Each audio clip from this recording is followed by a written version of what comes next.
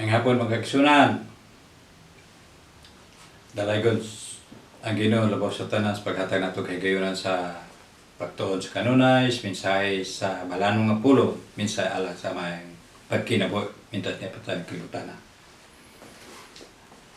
Nga din itagaan kita kay higayunan, taga patag may panglawas kaalam sa dalaygon ni Diyos walay katapusan.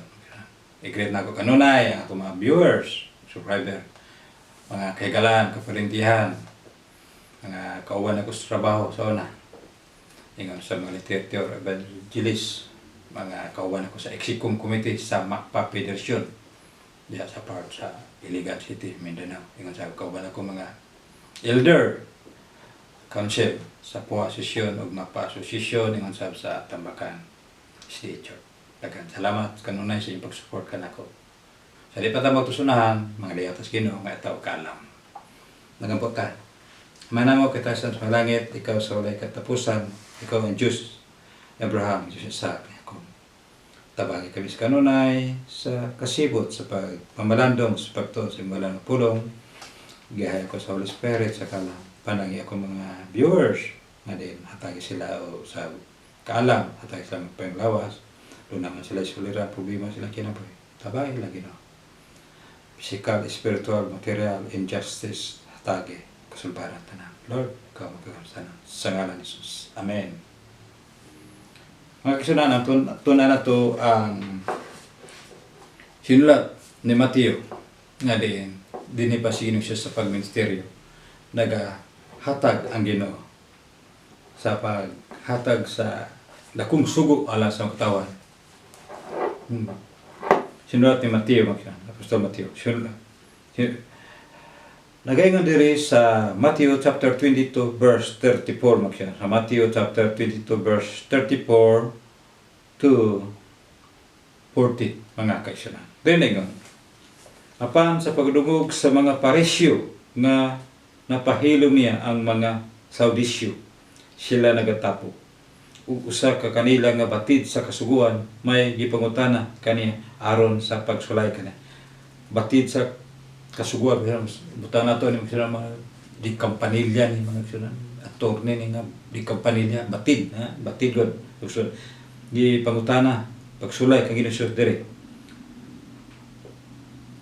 atong padayon sa 36 dire mingon siya magtutudlo unsa man ang dakong sugo sa kasuguan ha unsa man ang dakong sugo sa kasuguan unsa ang dakong sugo sa kasuguan mga kasunan mani pangutana sa batid sa balaod mga kasunan kining Saudisyo ang gialamon ni siya atoy padayon sa 37 og si Jesus mingon kaniya simple lang ang tubag ni kining Jesus mingon kaniya higugma ang Ginoo nga imong Dios sa tibok mong kasing-kasing ug sa tibok mong kalag. Simple lang.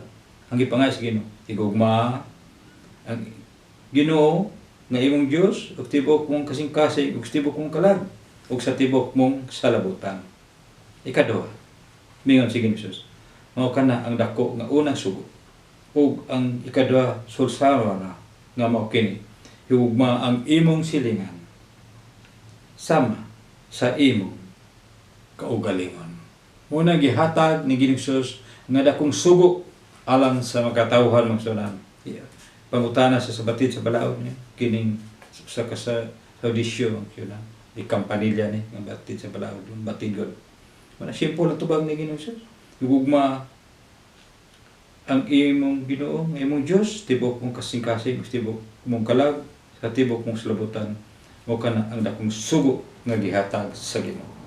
Atong tunan sa unang panahon mga kasunan nga din dunay usa ka hari wala makaila sa Ginoo atong tunan kinsa kining haria sa diha nga miadto si propeta Moises ug iyang igsoon nga si Aaron pag hatag gagawasan sa mga katawan sa Israel nga naulipon almost 430 years naulipon sila sa Ehipto ng sila yadtuan kining haria mga mao si hari Paraon mga King Pharaoh mga sina atong tunan unsay tubag ni King Pharaoh ngadto kang Moses o kang Aaron nga gusto ni Moses nga taga kagawasan ipabalik sa Israel ang mga katawhan nga iyang ulipon sa Ehipto. Diri gon sa Exodus chapter 5 verse 1 diri.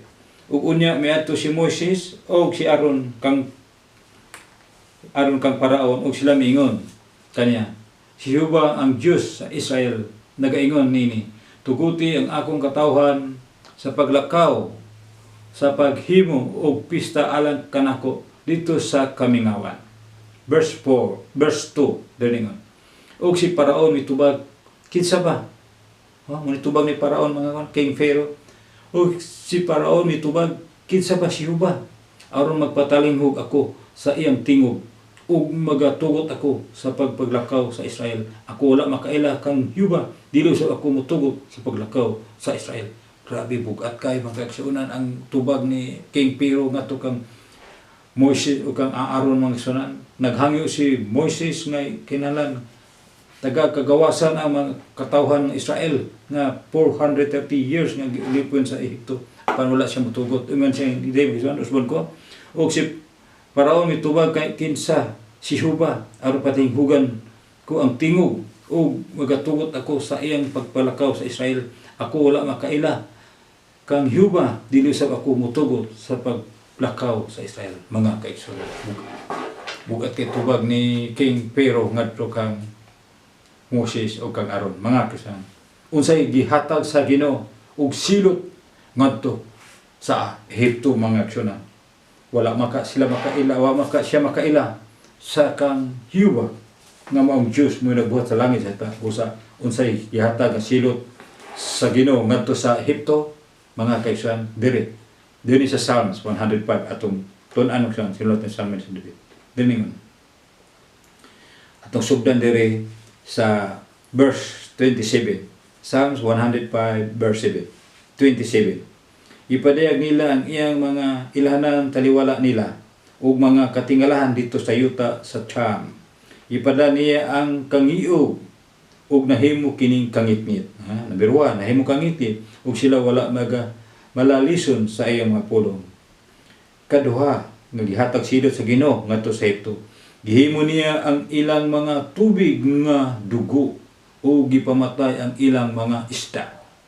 Ikatulo, sa iyang yuta mingkatap ang panon sa mga baki dito sa mga lawak sa ilang mga hari. Isulod ang mga baki no sa ilang mga palasyo lang balay. Muning gihatag ang silot sa Ginoo ngadto kang King Pharaoh nga wa siya makaila sa Ginoo. Isilutan. Diri kapat siya misulti og dito mighugpa ang mga duot sa mga langaw ug mga kuto sa tanan nilang mga utlanan. Grabe mga kaigsunan silot sa Ginoo sa Ehipto. Mga langaw, duot, mga kuto pastilan. At ipadayon siya. Iyang gihatag kanila ang ulan nga yelo, ilis sa ulan. Mga kaigsunan, ulanan sila og ice, mga kaigsunan. Lukapas lang atop sila mga lataran. Imbis ulan nga tubig, yelo, ice ang ulan nga gihatag. Ug kalayo nga nagilaab sa ilang yuta. Grabe ang silot sa Ginoo ngadto sa Ehipto, gumikan sa ilang hari nga si King Pharaoh nga wala makaila sa Dios. Ato ipadayon na giputol sa niya ang ilang mga kaparasan ug ang ilang highera, mga kaigsunan. Ug gipamuril niya ang kakahuyan sa mga utlanan nila, gipamutol sa ang mga kakahuyan, mga kaigsunan. Grabe ang silot sa Ehipto, gisilot sa Ginoo. Siya misulti og abot ang dulong ug ang lakton ug kana dili maisip karting daghana magsa lukton. O gikaon ang tanan nga gunahon sa ilang yuta o mikaon sa bunga sa ilang yuta, mga kaigsunan. Grabe ang silot sa Ginoo ngadto sa Ehipto nga. Di pamatay usab ang tanan mga panganay sa yuta nila o gisugdan sa tibuok nila nga kusog. Mga kaigsunan, ang Ginoo nagasilot kadto sa Ehipto gumikan sa walay kahadlok, walay pagtahod ni King Pharaoh.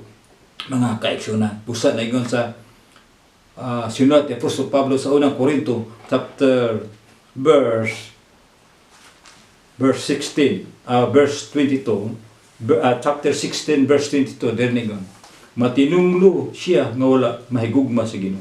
Maranata, mga kaigsunan. Kuyaw ang Ginoo kumusilot nga to sa katawan nga wala magtahod diha kaniya, wala mag-ila diha kaniya, busa nagaingon sa unang Korinto chapter 15 verse 22 din. If anyone does not love the Lord, that person is cursed all or come. Nato ta magsan ning kapunon hamubong misay maghataw na to pulunan kinahanglan. Ugmao na to ang Dios lawas sa tanan tibok na to kasingkat tibok tong kalag. Mo ka naghatag sa Ginoo kapag higugma dia pagtaho dia kina. Dili sama naging pero nagisulutan sa Ginoo. Walay pag higugma ngadto sa Ginoo. Daghang salamat kaninyong tanan. God bless.